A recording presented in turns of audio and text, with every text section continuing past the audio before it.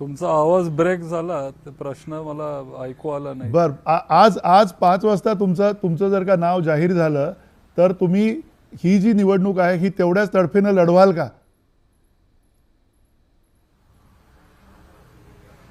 काय म्हणतायत 5 वाजता जर 5 वाजता जर का तुमचं नाव जाहीर झालं, तुमचं जर का 5 वाजता नाव जाहीर झालं तर ही निवडणूक तुम्ही त्याच तडफेने लढवणार आहात का? आणि शरद पवार यांच्या बाजूनी पाठीनी त्यांच्या पाठीशी उभं राहणार आहात का पूर्णपणे? पवार साहेब आता जे काय मला करायला सांगतील ते मी करायला तयार आहे. शेवटी मी त्यांना एक माझं गुरु, माझे दैवत म्हणून मी तिथं मानतो आणि त्यांना मी शेवटपर्यंत साथ द्यायला तयार आहे. नक्की युगेंद्र पवार, धन्यवाद. तुम्ही बोललात आमच्याशी, मनमोकळे बोललात आणि न्यूज 18 लोकमतवरती पहिल्यांदा तुम्ही अशा प्रकारची एक दीर्घ मुलाखत दिलेली आहे. त्या निमित्ताने पुन्हा एकदा तुमचे मनापासून आभार. आणि महाराष्ट्राच्या महासंग्राममध्ये आपण पुन्हा अशाच काही चेहऱ्यांना भेटणार आहोत. महाराष्ट्राचं राजकारण तापत चाललेलं आहे. महायुती आणि महाआघाडी दोन्हीमध्ये तितकाच जागा वाटपाच्या संदर्भातला तिढा चालू आहे. महाराष्ट्राचा महासंग्राम येणाऱ्या काळामध्ये अधिकाधिक कसा स्पष्ट होत जाईल ते आपल्याला कळेलच. पण तोपर्यंत तुर्तास इथेच थांबूया. धन्यवाद.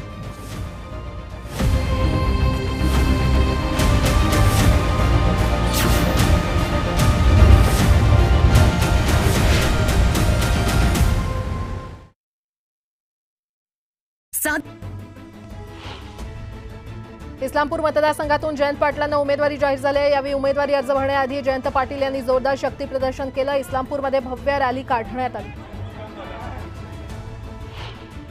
उमेदवारी अर्ज भरण्याआधी धनंजय मुंडेंनी कुटुंबियांची भेट घेतली. यावेळी कुटुंबियांकडून त्यांचं औक्षण करण्यात आलं. पंकजा मुंडेंसह प्रीतम मुंडेंनी देखील धनंजय मुंडेंचं औक्षण केलं.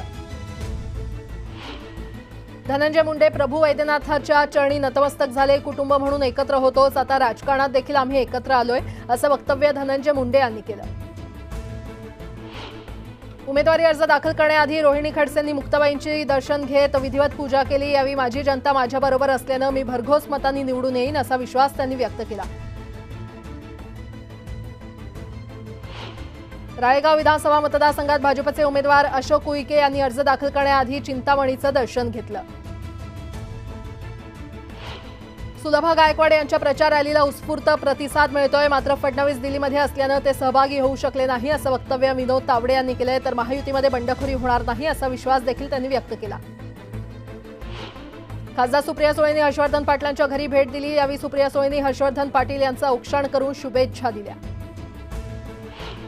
मंगळग्रह देवाचं दर्शन घेऊन अनिल पाटलांनी अमळनेरमध्ये जोरदार शक्ती प्रदर्शन केलं. ढोल ताशांच्या गजरात कार्यकर्त्यांनी ठेका देखील धरला.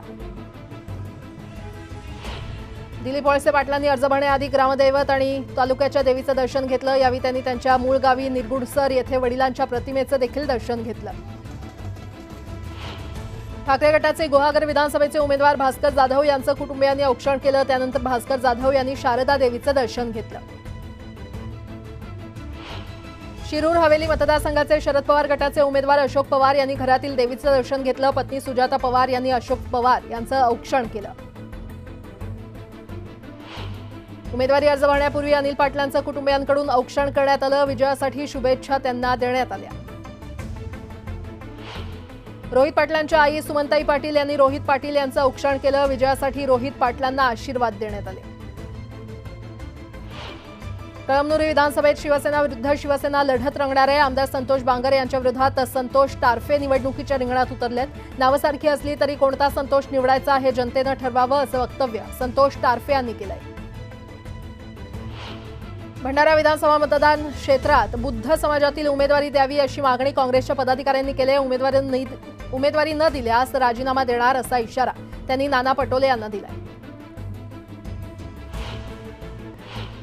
भंडारा विधानसभा मतदार क्षेत्रात बुद्ध समाजातील उमेदवार द्यावा अशी मागणी काँग्रेसच्या पदाधिकाऱ्यांनी केली. उमेदवारी न दिल्यास राजीनामा देणार असा इशारा नाना पटोलेंना त्यांनी दिलाय. भाजपनं तिकीट कापल्यास अकोल्यातून अपक्ष म्हणून निवडणूक लढणार अशी भूमिका अशोक ओळंबे यांनी घेतली.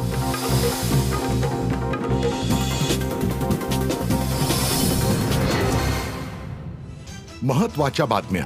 प्रायोजक घरकुल मसाले, स्वाद आणि मायेचा खमंग मेळ.